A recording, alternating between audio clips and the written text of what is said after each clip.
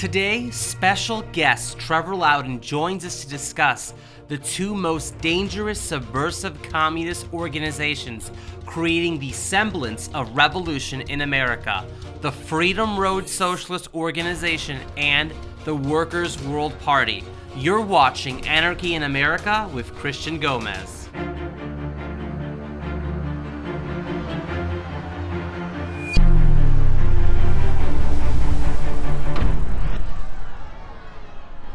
Joining us back on the program is Trevor Loudon, anti-communist author, researcher, and now the host of the Counterpunch with Trevor Loudon. Trevor, thank you for being back with us.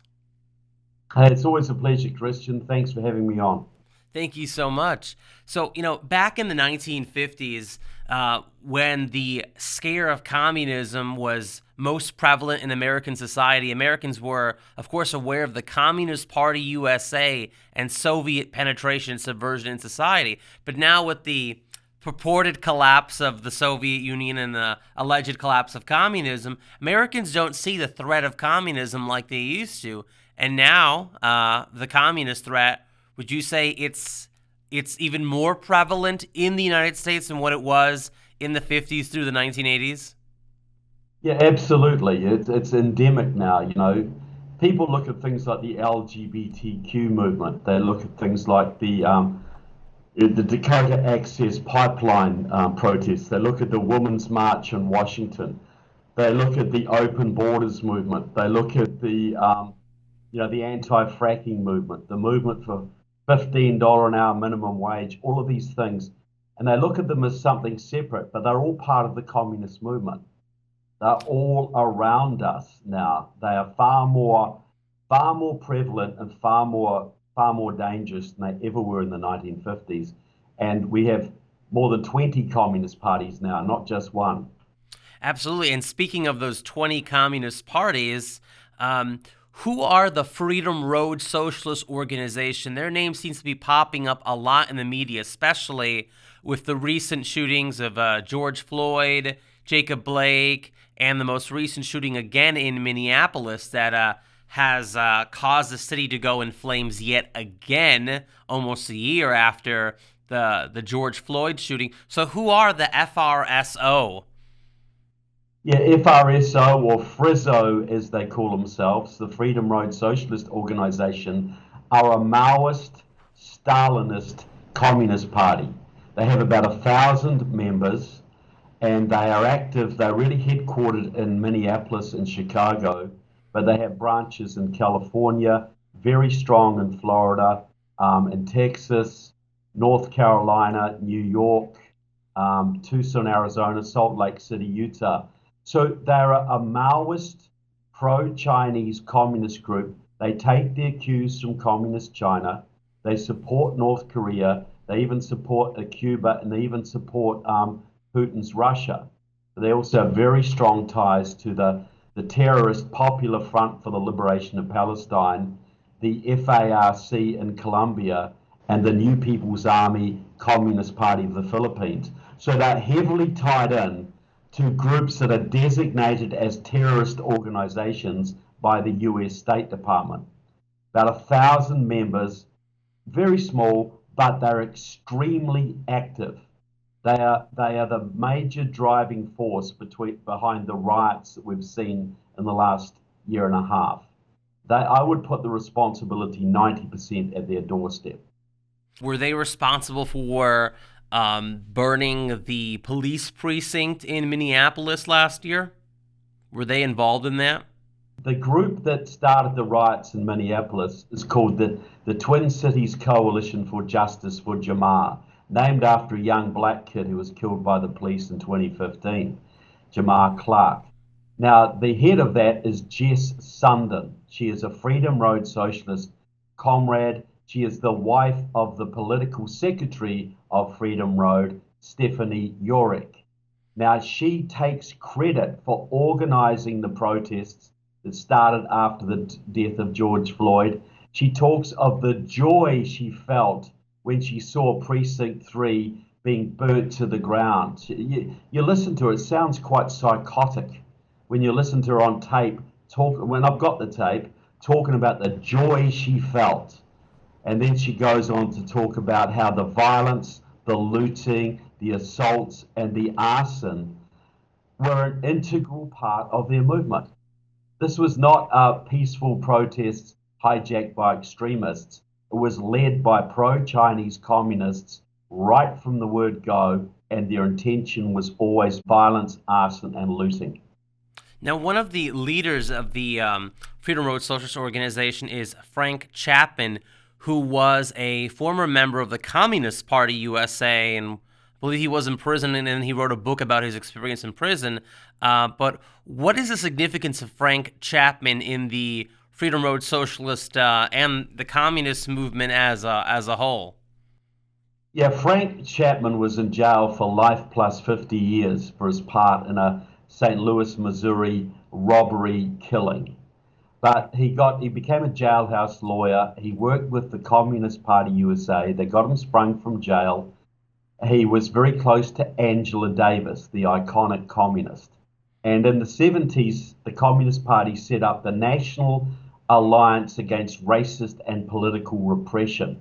There was a nationwide organization, an international organization actually, to get Angela Davis out of jail, where she was sitting on charges of accessory to murder for supplying the weapons that killed a California judge. So this organization spread all over the country, and its focus was attacking so-called police brutality. You know, saying the police were racist, the police were deliberately targeting young black people, etc. So this organization was refounded in 2019 in November in Chicago by the Freedom Road Socialist Organization. And Angela Davis was actually there at the founding conference. But the head was Frank Chapman. He had been a member of the original NAAPR. He was in the Communist Party at the time. Now he's on the Central Committee of Freedom Road Socialist Organization. So he heads this new group.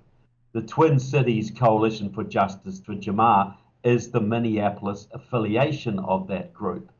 All of the rioting in Dallas, Houston, Tampa, Jacksonville, Miami, Salt Lake City, Utah, East Los Angeles was all coordinated by affiliates of the NAAPR headed by Frank Chapman. And all of these affiliates are headed by local members of Freedom Road Socialist Organization. They coordinated the burning of many, many cities. And if you look at who was behind it, in every case, it was the Freedom Road Socialist Organization.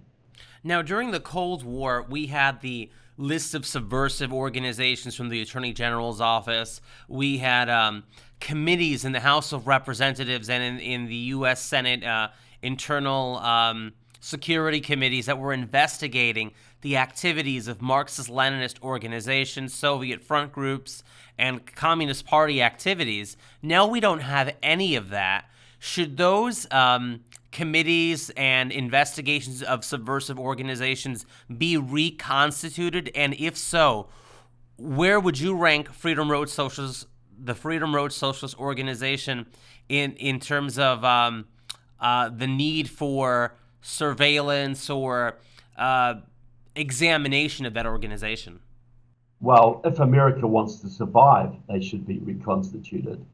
Because if they're not, America will be destroyed. It's as simple as that. The FBI has not investigated these groups since basically the 1970s. There was one exception. In 2010, the FBI raided the homes of about 20 Freedom Road Socialist Organization associates in California, Minnesota, North Carolina, and Chicago.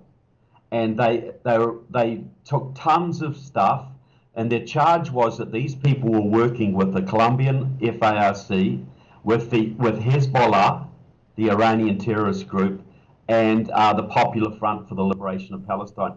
The Freedom Road advertises their connections to these people in their magazine Fight Back all the time. It's not a secret.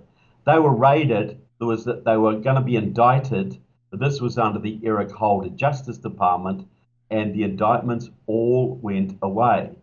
Now, funnily enough, many of the Chicago Freedom Road people were very closely associated with Barack Obama, who was the president at the time. So this is the problem we have when the FBI doesn't dare go after these communists, because when you go after communists, you find Democrats behind them. And that's very politically embarrassing. It's very problematic for the FBI because the Judiciary Committee, which oversees them, is run by Marxists like Jerry Nadler, who is friendly with some of these people. And if you look at Freedom Road in terms of violence, I would put them in violent threat. I would put them up there probably at number one in the country right now. They're not the most powerful Communist Party by far. That would be Democratic Socialists of America. But they mainly work politically. If you're talking about street level violence, thuggery, intimidation, links to terrorism, Freedom Road Socialist Organization would be right up there, number one. Wow. And of course, another communist organization that we haven't talked too much about that I'd like to discuss with you is the Workers' World Party. Well, first of all, who are the Workers' World Party, and where do they rank with the Freedom Road Socialist Organization? Well, they're very close to Freedom Road. They cooperate extensively in various organizations. They attend each other's conferences. They would be the closest group to the Freedom Road Socialist Organization. They started in '59 as a split from the Trotskyist Socialist Workers' Party.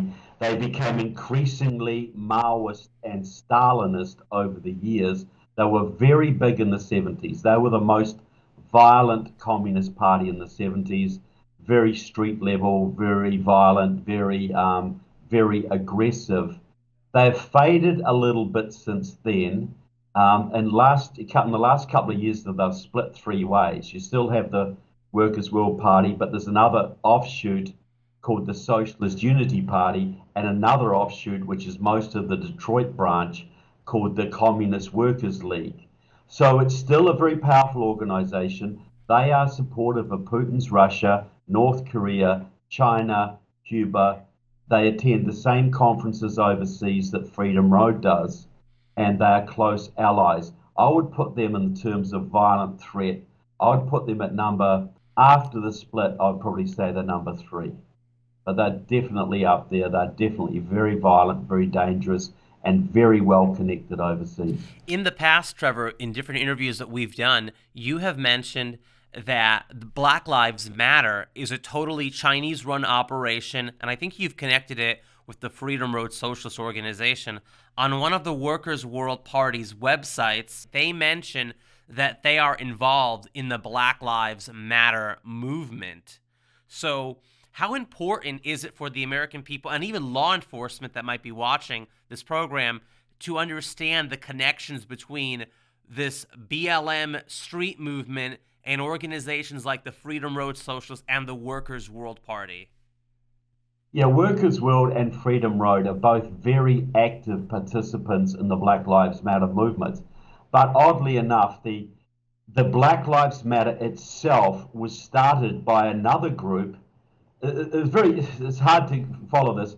Freedom Road split into two factions in 1998, both called Freedom Road Socialist Organization. The main one we've been talking about now, the one that the people that burnt Kenosha, the people that burnt Minneapolis and the other cities, that's the main faction.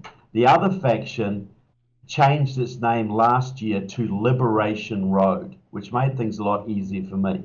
But Liberation Road is the group that started Black Lives Matter. That's completely their front, but it's supported by both factions. But it was initiated by the Breakaway faction, which is directly tied to the Chinese Progressive Association in San Francisco, which is a front for the Chinese Communist Party. So both of these groups, Liberation Road and Freedom Road, are both Chinese, pro-Chinese Communist parties. The Liberation Road faction started Black Lives Matter, but the Freedom Road faction is actively involved in it too. They cooperate. One will burn one city, the other will burn another city. depending which faction is stronger in which city. And you tend to find the Liberation Road is based in the Bay Area. They're very strong in Tennessee. They're very strong in southern Florida, very strong in Boston, very strong in Georgia, North Carolina, etc. So they tend to share responsibility. Some states overlap a little bit, but you tend to find one state gets burned by one faction, another state gets burned by another faction. So finally, Trevor, what can and should the American people and even those in law enforcement do to expose, root out, and stop these subversive organizations, Freedom Road Socialist, Liberation Road, and the Workers' World Party, since they seem to be involved in a lot of illegal activity, one could say?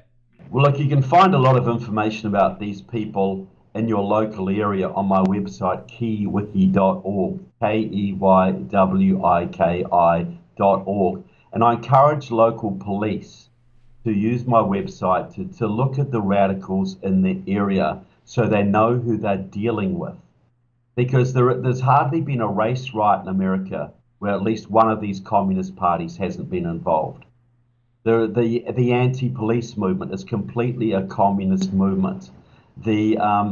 Virtually every riot you'll have, every protest you'll have will be orchestrated by these groups. So the police need to familiarize themselves with these people so they know the networks and they know where they're going to get support from. Like, for instance, when Ferguson, Missouri was burned, Liberation Road brought 10,000 people in from outside that city to help to burn Ferguson. That's the kind of networks they have. So locals need to familiarize themselves with those networks, and so do the police. Well, thank you so much for your time, Trevor Loudon, and of course we hope that law enforcement will heed your warnings. Take care and God bless you, Trevor. Thank you, sir. Always great to be on, Christian. Thank you.